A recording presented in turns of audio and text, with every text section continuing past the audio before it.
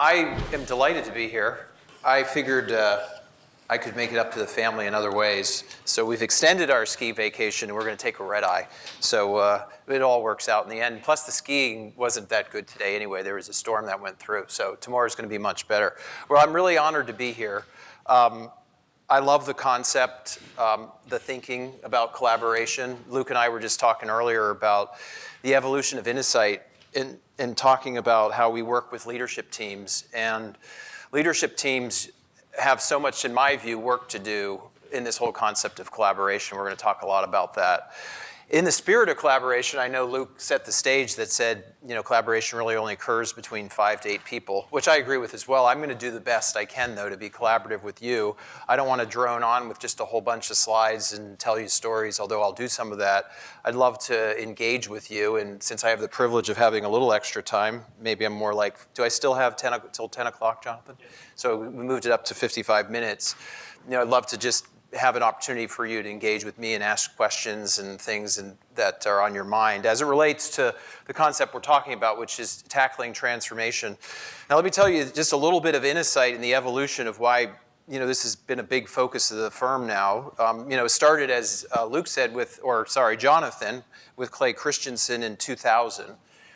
And we had done work together when I was at Harvard Business School with him and some follow-up work before we started Innosight.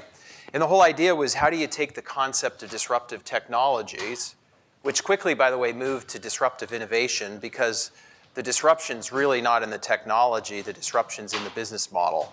It's in a lot of the things that you all are talking about. It's the orthodoxies, the cognitive behavior, the nature of how people interact, and are just tendencies that prevent the ability to change in the face of how a technology enables a whole new and different way of doing things.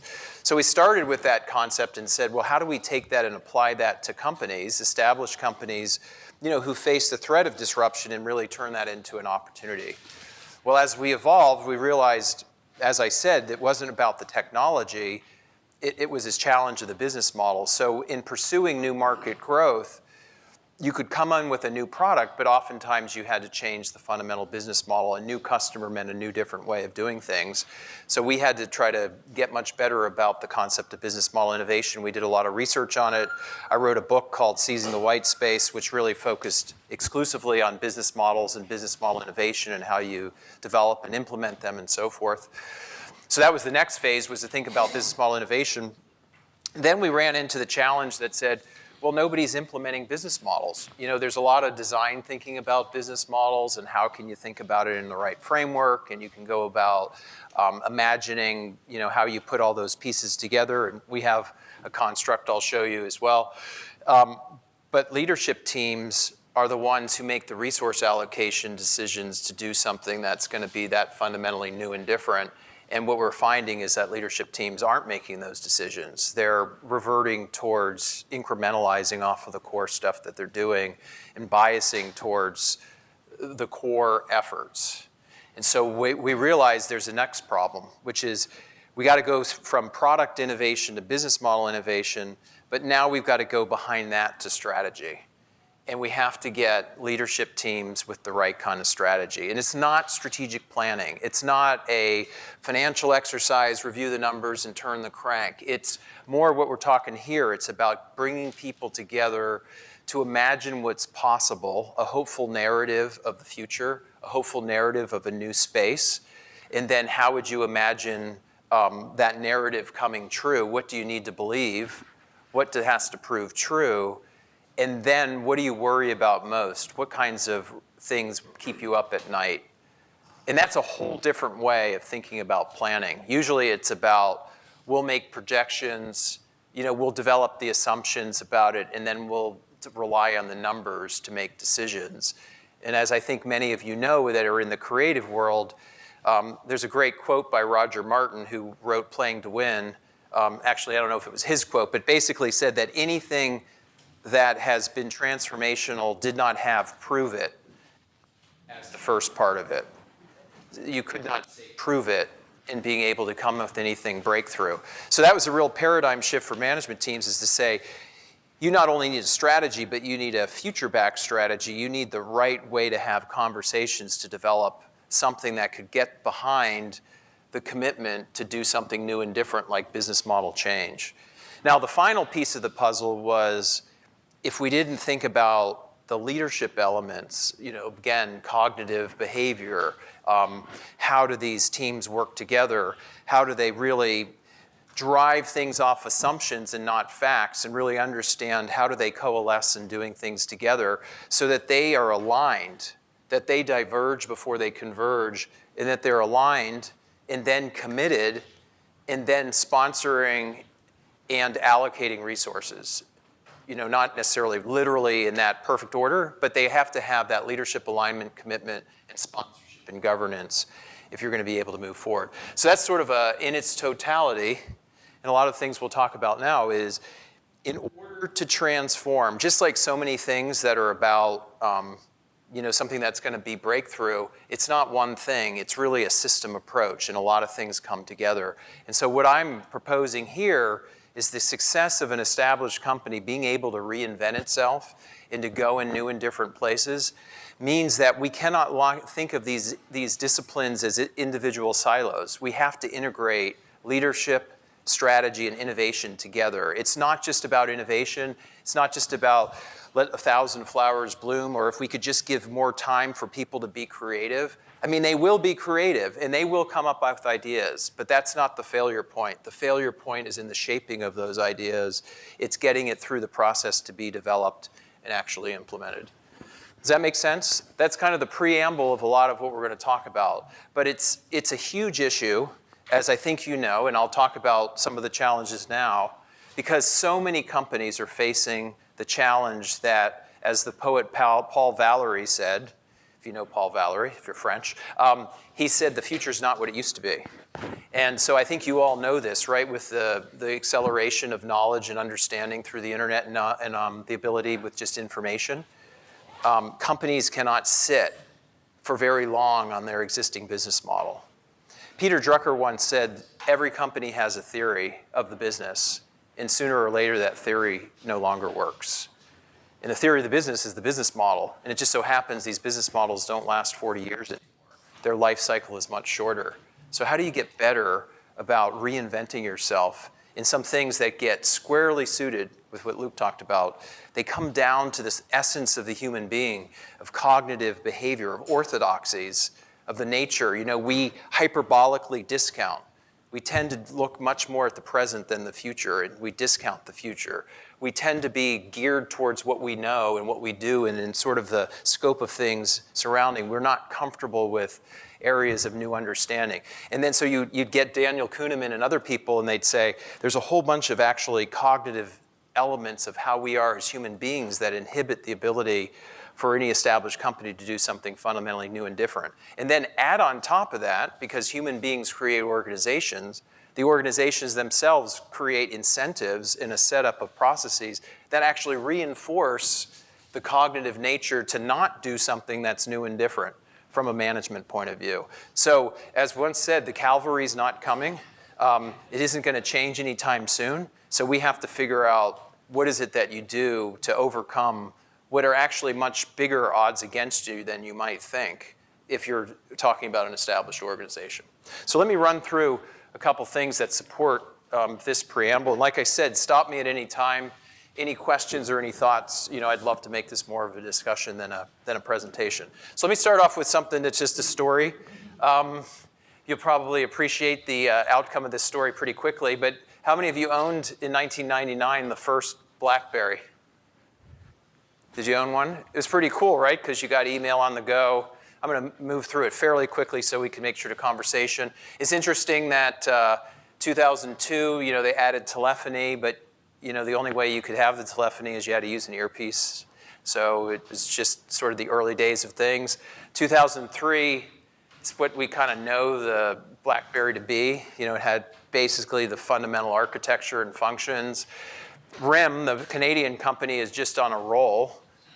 Their stock price went up about 5,000% from 1999 to 2007, 2008, and they continue to innovate in a way that's sustaining their business, right? They're adding, a color screen, the BlackBerry Pearl. It's very, consumer, fashion forward. And then, of course, everybody knows the story. The iPhone comes in 2007, introduces a whole new paradigm, and the stock drops 93% from 2008 to about 2012. It was a disruption. It was a fundamental shift in the way people interact in general. Obviously the iPhone was a totally new value proposition in the ability to provide the platform for applications. It was just a whole different proposition.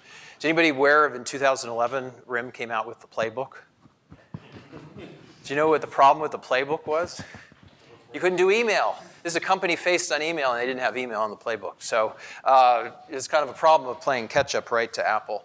Now, on the flip side, and everybody knows Apple. Now, I don't know how much you know the story, but it's interesting that there was a great juxtaposition to RIM's demise, which is sort of the story of being caught flat-footed, to Apple's ascension, which wasn't just, hey, here comes an iPod, and then iTunes, and then here comes an iPhone, and then iPad. The interesting part of the story is that when Steve Jobs took over in the late 1990s, or took back over, that it quickly ended up being pretty much a bloodbath for the computer industry, right? The personal computers. And the CEO of Gateway even said, you know what? I basically capitulate. Computers are a commodity. It's going to be a tough dog-eat-dog business. Steve Jobs refused to believe that. So he brought his top 100 lieutenants together, and he looked out into 2010, thereabouts, and he could imagine what became the digital hub strategy. He said, we could imagine bringing collaboration, that this computer can be the enablement of a whole bunch of devices, that the microprocessing power of the computer can enable these devices to be more elegant. We can write our own elegant software so that the brains do not have to be in these devices, but we can enable these devices. And by doing that, we can really reverse commoditization, and we can capture a whole different part of sort of the value equation. So you can see here an early Rio MP3 player on the left, CD players, camcorders, personal digital assistants, and so forth. It was a pretty amazing strategy. What was even more amazing, though, in the concept of transformation is this is what he didn't advertise, is that, well, why can't we get into this consumer electronics business ourselves? So we're not only creating a digital hub platform, but we're enabling all these other devices. And, of course, the rest is history, and we know the story, and it's been repeated hundreds of times. My only point of bringing it up is just to make one important point, which is that Steve Jobs and his team employed FutureBack, that they looked out 10 years, and they were able to come up with a vision. Now, whether it was a very structured approach and they followed like the specific set of dialogues or so forth, it's hard to say. I see you're smiling here, so maybe you have a different view. Do you have a different, I'm sorry, it looked like you were like, yeah. Do you have a different part of the story? I like the picture, but I think the computer is misrepresented. Oh, that one there. Well, it's more of a cloud strategy. Yeah. Everything's linked together at once. Fair. Yeah, no, we tried to update because we had actually others, and I think we didn't update the computer to where it is now. Yeah. That's a good point. It's a hub. Yeah. Yeah. Updated and having a data-centric approach and unifying data across all your platforms. Yeah. Half the time the phone's in the middle now. Yeah. Well, yeah, but the phone's connected to something else. So the more accurate way would have been to show it back when it was, where it was the computer and the early versions as opposed to today. Yeah, could you speak to a couple of things, which is, Apple did have Newton way before all this stuff. Mm-hmm. And it bombed, and AT&T tried all this stuff way in the 1990s. Yep. And it basically lost everything. Right? Yep. And the second part, at least it's rumored that when Steve Jobs came back, walked through the Apple lab, a lot of these things were sitting there, but never made outside the lab. Mm-hmm. Right? So the thing that became the iPod, that was already sitting in their lab, but nobody had imagined. Right. And part of, and maybe I'm going on a bit too much, but maybe part of it is often leaders don't go where these gadgets or where this work is being done. Right. They tend to sit in the ivory towers on the 18th floor, whatever. Right. So there are 3 points I'm making. So can you speak to that? Yeah, absolutely. Well, and I'll show some more about this topic coming up. But one that you're nailing is, just to start with the iPod iTunes, which we call it is a classic, simple way to describe business model innovation, right? Because there were a whole set of MP3 players before Apple, right? Creative and Rio and Cabo and you name them all. None of those we really know those names, or very few of us. But they didn't succeed and Apple did. And everybody would say, well, the reason Apple did, a lot of people, is, well, because, great design and the brand and all that. Well, actually, what happened was it's in the integration of the hardware and the software and the service that they enabled a seamless customization of music. Before that, with Rio, Cabo, and Creative, you could customize your music, which was awesome, so you didn't have to buy a CD to listen to only one song. But it was very hard to download the music. And so from a consumer experience, what Steve Jobs, I think, and the team did is they were very perceptive of the consumer experience. And it was the consumer experience, or what we'd say the job to be done, which has to come first, which then drives the business model innovation behind that. So you had a question before? Well, I think that point is really the content, back to the point you were making earlier about what he did is he had all the content available from the record industry. Mm-hmm. They were struggling because they're just fighting lawsuits. Right. And that is, at the essence of it, it's not about the technology. They could have had all this stuff in the R&D lab. How'd that work out for Xerox PARC, right? Right. So Right. It's about the business model, back to your point, I think. Yeah, and being able to, the other thing we find in corporations is they don't get out there. They do a lot of studies, and they say, well, give me another study. And as soon as you put it out in what we would call, you probably call commercial R&D and collaboration, or in-market R&D, or business model R&D, whatever you want to call it, for some reason, corporations genuflect and they say, oh, no, it's too scary. You can do R&D for the technology, but you can't do R&D for the business model. And then when you do R&D for the business model, they say, well, you got to be 100 million by the first year. Well, that's no longer R&D. So don't put financial metrics on in-market type of efforts if you really want to try to test and learn. And I think that that's the other problem, and the other success of Apple is, I think, again, now there's a big distinction. Apple and Amazon are visionary-led companies. At least they started that way when they had their transformation. And managerial-led companies have their own challenges, but that is definitely what makes it different. Let me move on, just because I think there are a number of things we're going to hit that touch on this topic. So this is the number one challenge for existing companies. Large corporations especially do two things. They operate and execute, and then they somewhat do discover and explore.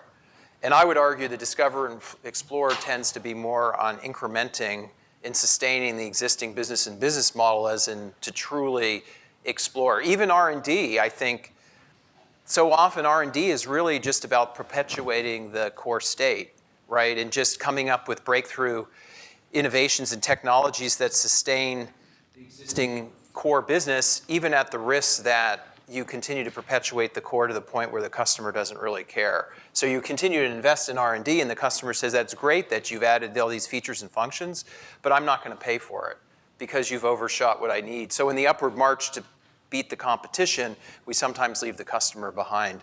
So I would argue that explore, for most big companies, is really about sustaining the core business and innovating the core, as opposed to really doing fundamentally new business models, reaching new customers, transforming markets, creating new markets, all those things. If you really looked across large corporations, there's very limited market creating and market transforming activities that are going on. They're really sustaining existing markets. And so this is a great quote from the CTO of Research in Motion that said, hey, the race is a marathon, but we're sprinting every day. And how are we going to change the engine when we're speeding along at 200 kilometers a mile as a Canadian company?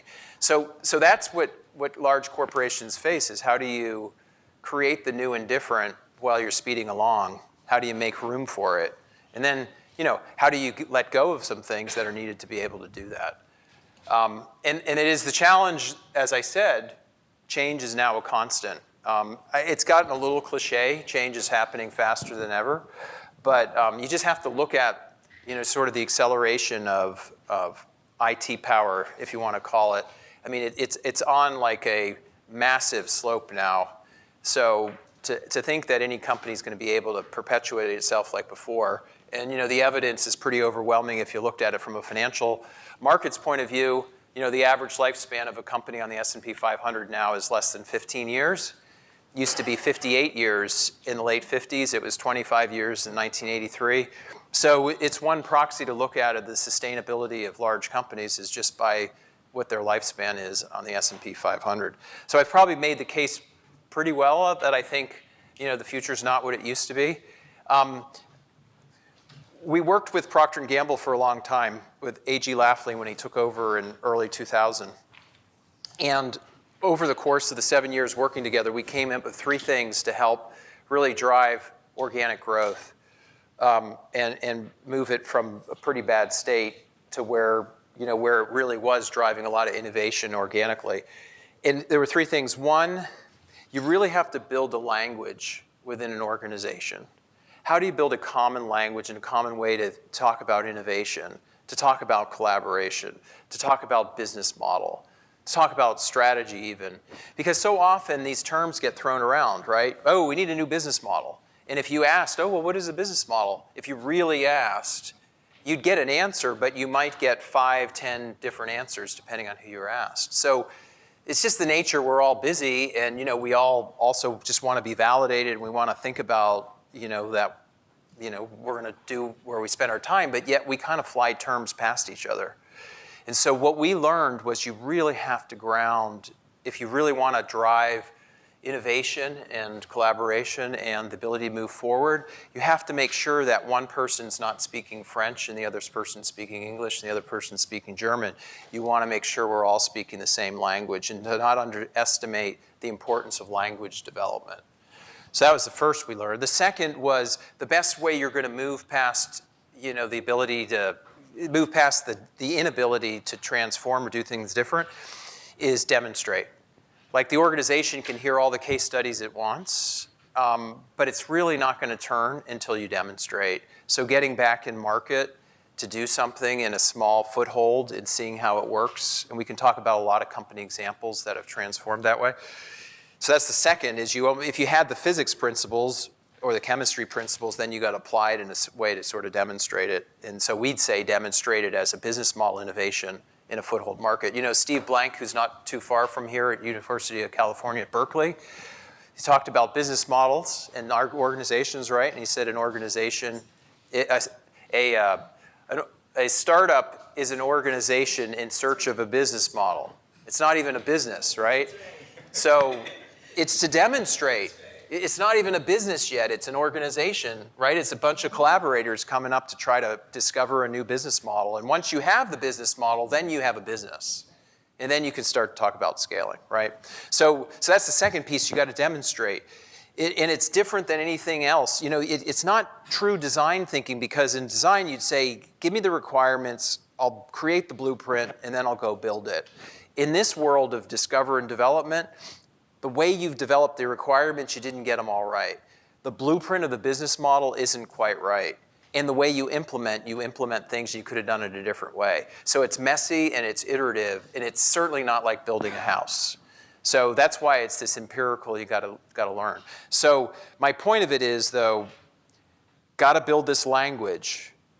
You got to demonstrate in the right way, and you got to be patient for development of the right business model. And then you've got to build a system by which you can repeatably do this in an organization to not only exploit, but also to explore in a true sense, not just an R&D explore, but a true business exploration. So that gets us to what I'm trying to say on this chart, which is there are really 2 fundamental kinds of innovation, in my view. One is things that are surrounding the core and perpetuating the core. And there's nothing wrong with that, right? Without a healthy core, you don't earn the right to do other things. But then you have the innovation, which is about creating new markets or transforming markets. And I would argue, with a few exceptions, most companies don't do this. They don't do market creating, including, by the way, Procter & Gamble, even after everything we did with them. And they would be the first to admit it. I mean, they got a couple category transforming things like Febreze and Swiffer and, Crest white strips, but they haven't systematically done it. And the reason is, again, just as we talk about it, is that companies will create innovations to sustain their business, and they'll also create innovations to be more productive, more efficient, right, to take cost out. And those things have what we would call a high knowledge to assumption ratio. They're built on a pretty big foundation of knowledge of how things work. And again, as human beings, we can take that knowledge and we can build it in a way that moves us forward. And so we're inclined to spend our time strengthening, extending the core, even to the point where you leave customers behind. On the flip side, market creating and transforming innovations are scary because they have high ambiguity. Markets that don't exist can't be analyzed. How big really could this be? Who is the competition? We have no idea because the market's yet to be created. What's the business model? How do we make money? What's going to be the ultimate upside? How do we know in 5 years this could be $2 billion? So all of that ambiguity creates kind of a shutdown and says, wait a second, also that means if we give them resources, we're taking away the core resources. And oh, by the way, in the core, business unit leaders will say, just let me sharpen my pencil. I can get to the numbers you need. I will figure out how to close that gap. And if you take away the money that I need, you're going to hurt my ability to do it. And oh, by the way, I can do it in the next year or two. And the other people over here are saying, well, we got to go find the business model, and then we got to incubate it after we've incubated the technology, and then we got to scale it. So I'm not really going to be able to deliver significant revenues for 5, 6, 7 years. Which one are you going to pick? So we're stuck. But if we can be more focused about the future and realize it's about doing both, and we get the language, we can start to finally maybe be able to manage the transformational side of things. So how is the first part of managing transformation? Well, because of what I just said, if the core, sustaining efficiency innovation is around today or the next couple of years, market creating and transforming innovations are not about the next couple of years. They're about the next 5, 6, 7, 8, 9, 10 years. Nespresso, I think most of you heard of Nespresso, right? Do you know how long it took Nespresso to break even? Take a guess. 10 years. And it took 20-something years to get to a multi-billion-dollar business. I mean, that's eons, right? In, kind of the nature of... Now, I'm not saying actually, in reflection, I think Nespresso, if it had sort of a more structured approach, could probably have accelerated that process. But the point of it is that for sure, is if you think about a technology that enables a new business model, and then developing the business model, and then scaling the business model, what kind of stages are we talking about? There's a technology development phase. Not always. Sometimes the technology is already there, but there's a technology development phase. There's an in-market incubation, find the business model phase. That could easily be 2 years to really find that model, maybe 3 years. There's a scaling phase, and then there's a full-up phase. If you just map those phases, you're talking about 5, 6, 7 years, right? I mean, and you think about the venture capital world, how many years are they looking to get a payback? 7, 10? Yeah. Doesn't connect. The clock speed is just totally at tilt with how the ecosystem works in large companies. And it's not just large companies, right? It's investors and hedge funds and pension funds and board of directors. It's a whole ecosystem that doesn't look at what's needed. But here's where this whole connection to collaboration comes in. Starts at the top. The cavalry's not coming. You got to be like Steve Jobs or anybody who can say, I'm not going to just look at today. I'm going to look at where the puck's going. I'm going to look out 10 years because the future's not what it's going to used to be. And we are not just going to do 2, 3-year strategic planning. We're going to look out 10 years. And we're going to do what we call future back. And the reason we say future back is because we don't want to look out 10 years taking the existing company and its products and its customers and extrapolating that out to 2025. Do you know when Goodyear Was it Goodyear? It was one of the tire companies. Somehow I guess they were connected to the aerospace business, and they were asked to bid on a satellite in the 1950s. Do you know what their proposed satellite looked like? It looked like a tire. Do you know what the first train, car in the early 1800s, what did it look like? It looked like a stagecoach. So that's the problem. The existing companies is if you ask them to kind of if they're not careful, they'll just take what they deal with today and the challenges of today, and they'll just extrapolate that into 2025.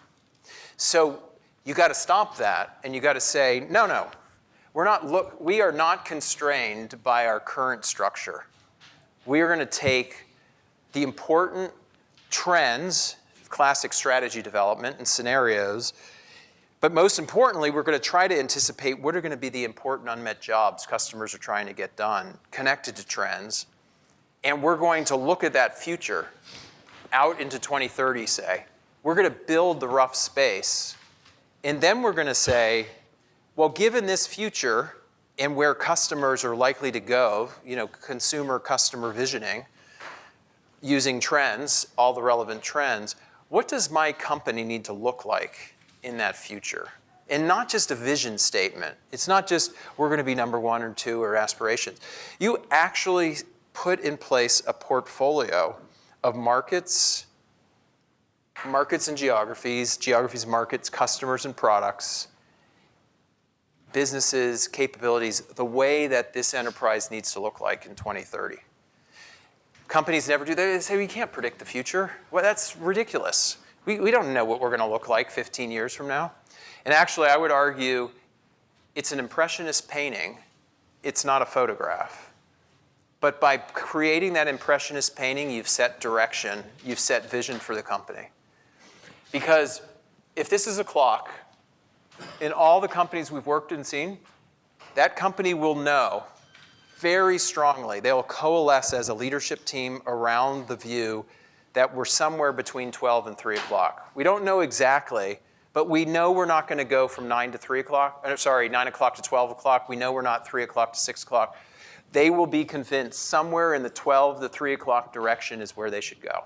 Now, the interesting thing is it doesn't matter whether it's 1 o'clock, 2 o'clock, or 3 o'clock as the basic impressionist painting of this portfolio of businesses, because you walk it back.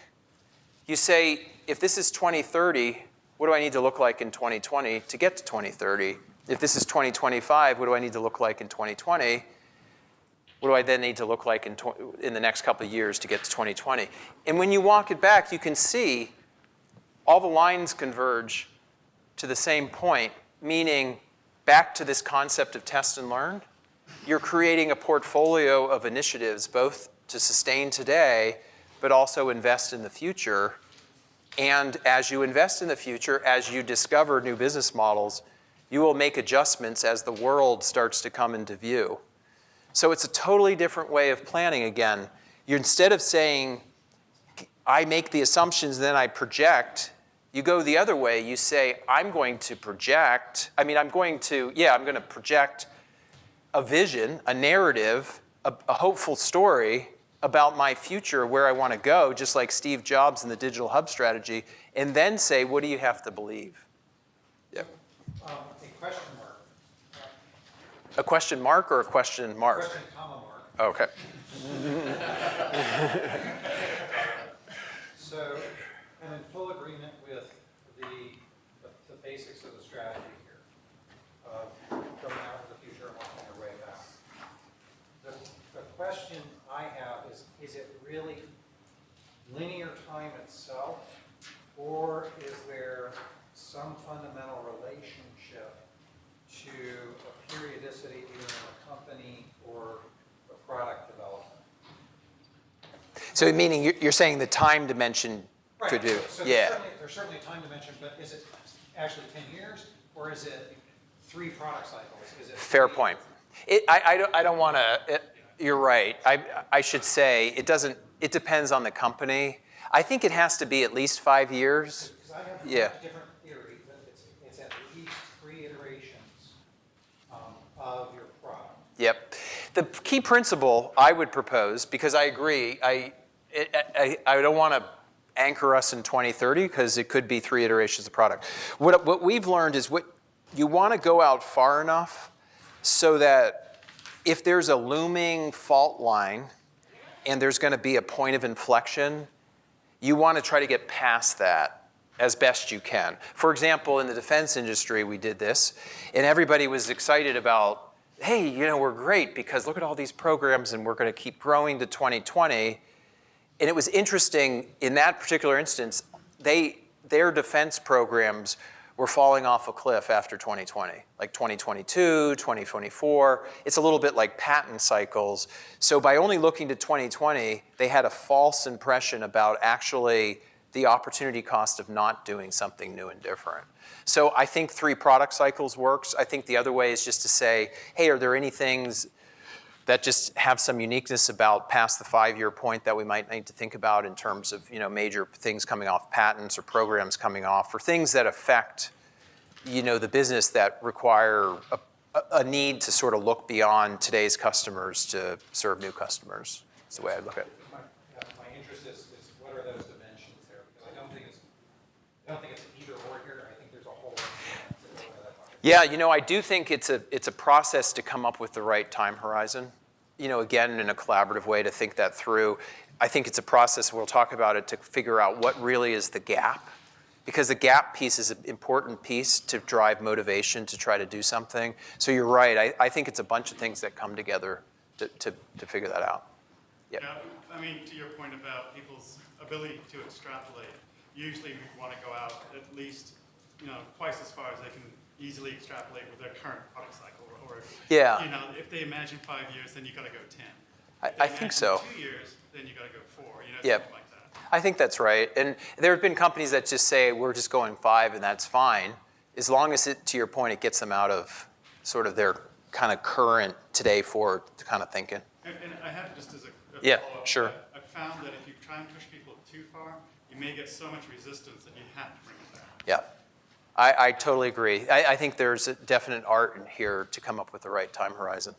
Yeah, just on that, there was implied in your response of how far you should go was 3 product cycles, was the question of what's the key choice, what's the strategic choice you're trying to make, and I think that also influences how far you go out, and it influences what you get.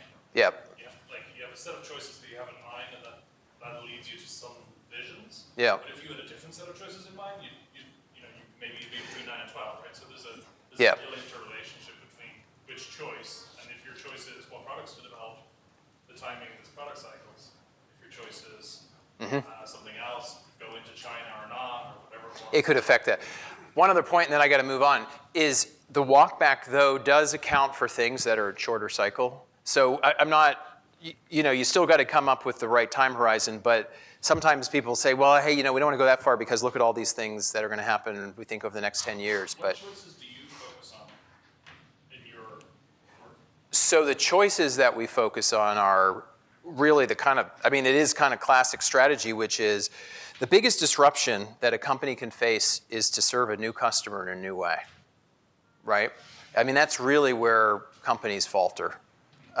Or an existing customer in a totally different way.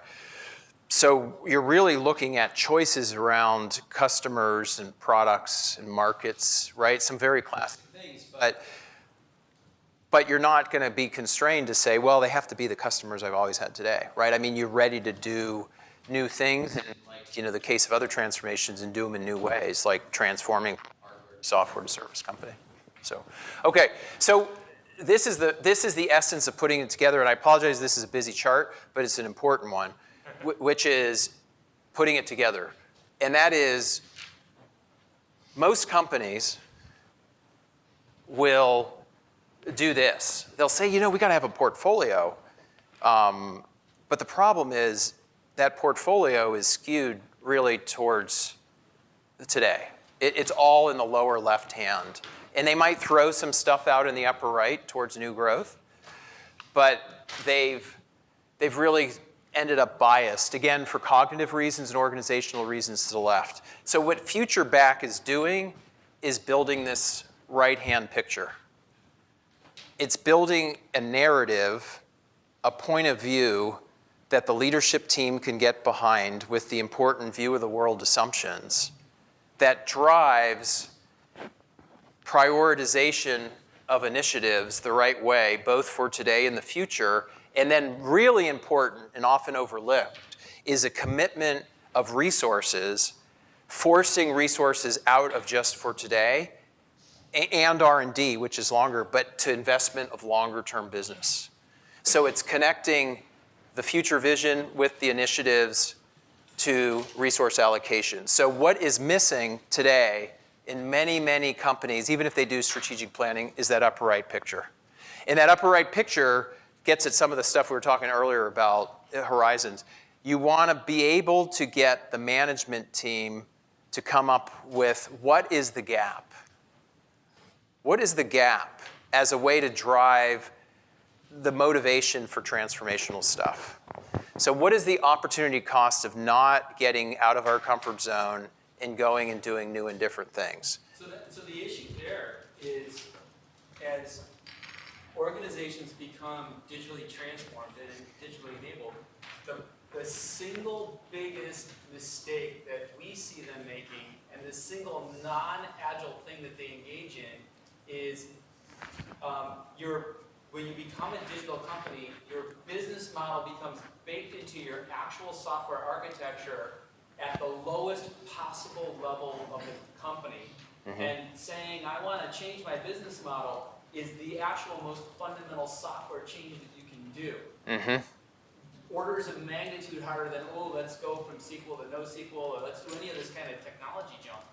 And what we see, and for those of you who know me, it took Jason and I 5 years of submitting a talk to the Agile conference on the challenge of Agile business model change before the Agile community would accept the talk. Mm. Right? Because, you're supposed to be able to, right? And so what I think is happening is this notion of we're going digital, but going digital means I'm baking in a digital business model, mm-hmm. and suddenly that sucker is not easy to change because it gets baked into the deepest level architectural assumptions of the entire systems. Mm-hmm. And so I'm curious because this chart I think is right, but I think it's harder to do that transition. And I agree with the hardness, but I think one of the root causes of the hardness is this notion where the leaders go, I want to change this business model, and the leaders and the technical people go, it's going to take a year. And right. It really is going to be a hard change because the business model is so woven in. Yeah. How long did it take Adobe to transition? Well, not just to get to the cloud, but to the business model itself.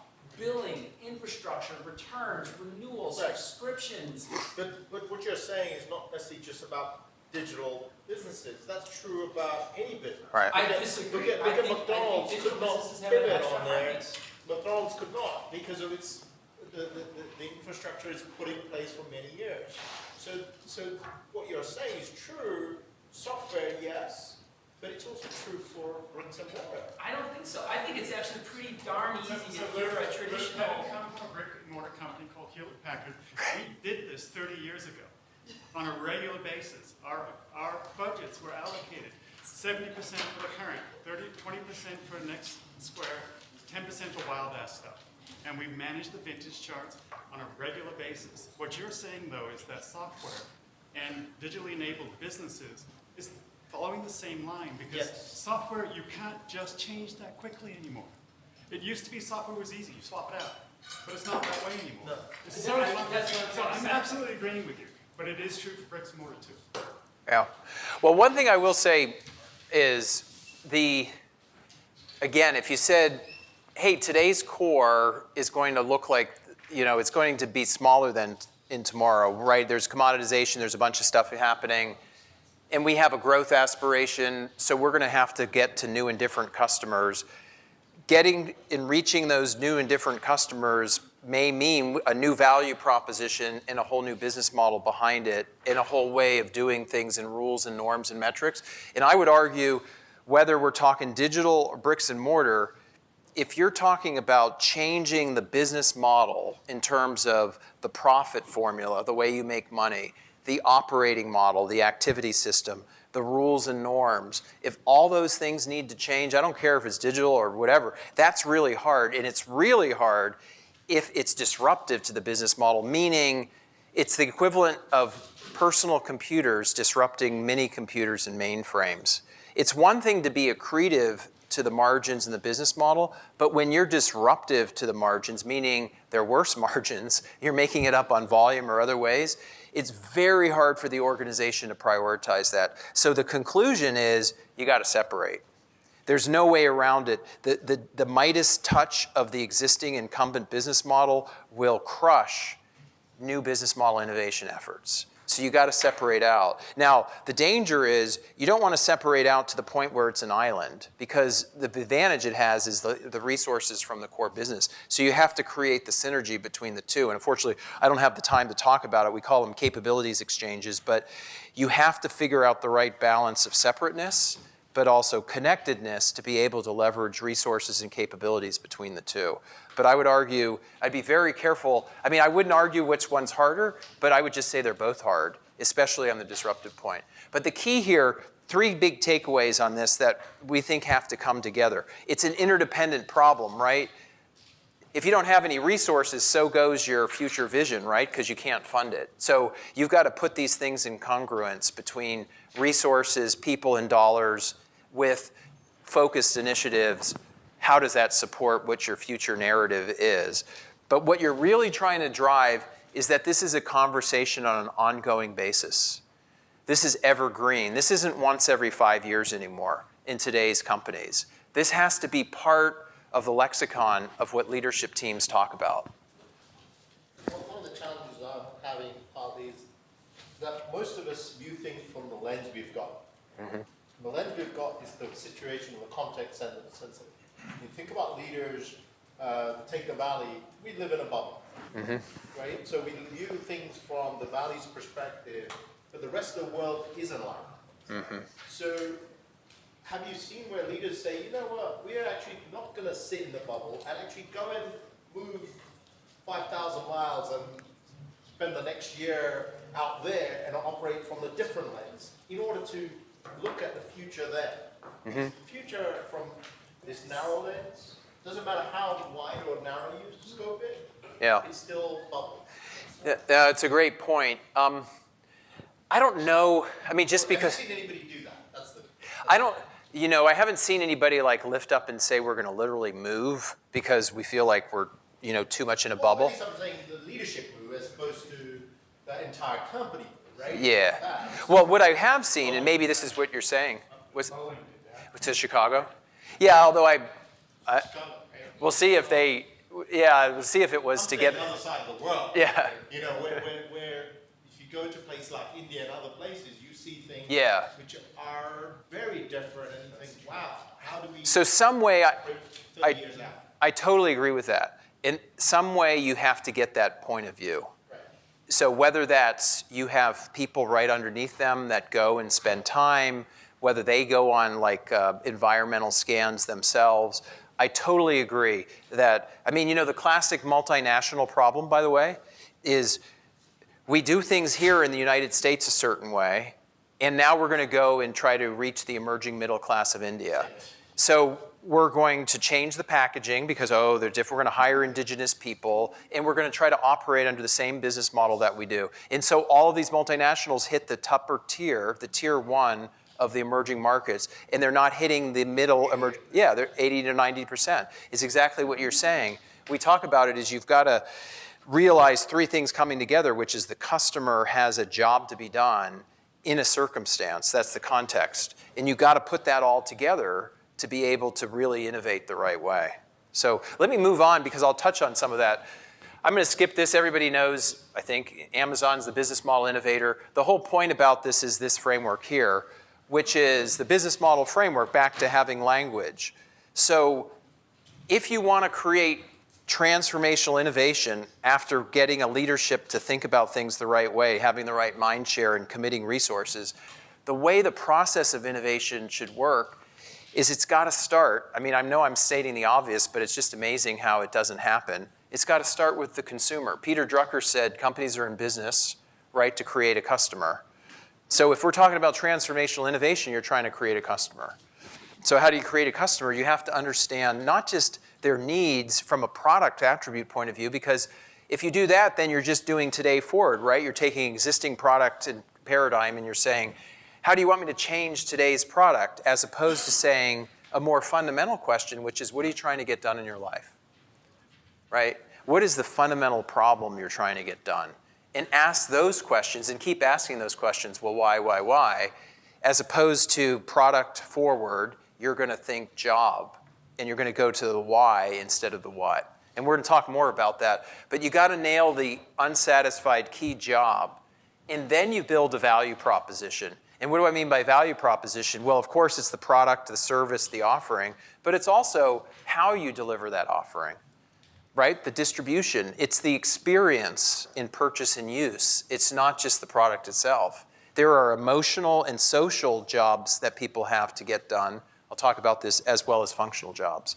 So we got to understand not only what you sell, but how you sell it in payment terms. This is big in emerging markets, right? Microfinance, ways to address access and affordability in emerging markets. And then you decide, how do we deliver on that in terms of the value we want to capture, the profit formula, and then the operating model. How do we put activities together in a unique way to make it happen? I mean, if you ask companies how many times they said we're willing to change the overhead structure, you know, they don't talk about that, right? The finance system is fixed. But in order to do something like in the emerging middle class, you have to be able to open up the architecture of the business, not just the product architecture, to be able to really serve customers in transformational ways. So this is a key framework. I've given you 2 frameworks now, but this is a key one from the specifics. If you have the leadership team aligned behind you, this is how we think you drive transformational opportunities and innovate in a way. It's got to start with the job, and then you build a business model behind it.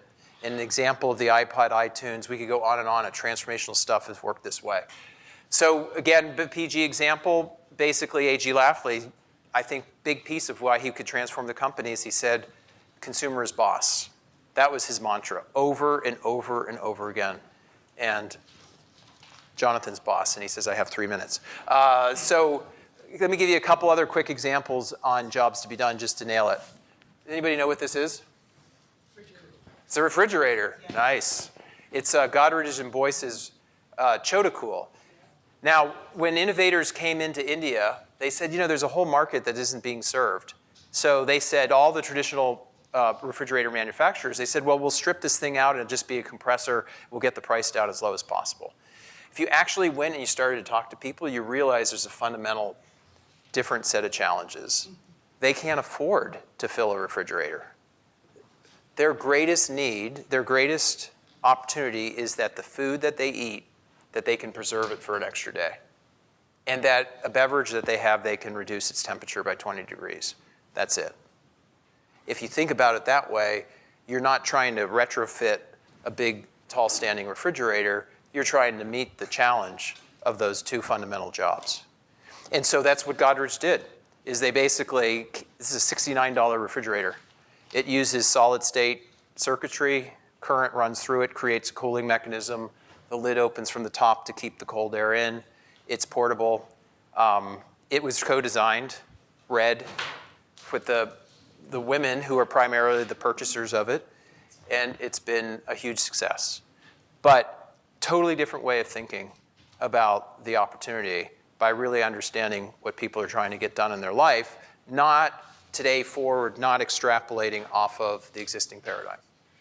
And Godrej is a local... Godrej, Indian, yeah. Godrej is an India-based. Yep. It's the size of GE. It's pretty big, yeah. It's not a multinational. No, and it used to be a lock company. Right. Yeah, so. And it's private. I think so, yeah, it's private. So that's the point here. People want to buy a 1/4-inch drill, a 1/4-inch hole, not a 1/4-inch drill. That's just the concept here. I mentioned functional and social, emotional jobs. And lastly, let me just say, and then I'm done, this is the essence of this business model framework I talked about, is it's not just about you're creating value for a customer and capturing value for yourself. You embed in this, in any organization, a bunch of rules, norms, and metrics. And those metrics drive the business model, whether you know how it works or not. So you've got to think about that as you create a new one, because trying to take and create a new one and put it in the existing organization, you're going to run up against, in particular, these rules, norms, and metrics. And you're going to have a collision. It's going to shape and morph and mess things up. And if I had more time, I'd give you more stories. But just to summarize this, number one, you've got to change the leadership conversation. It's got to have leadership mindshare around exploring, not just exploiting. Number two, coming from that should be a way to view the future that then enables you to better prioritize initiatives of tomorrow and not just today.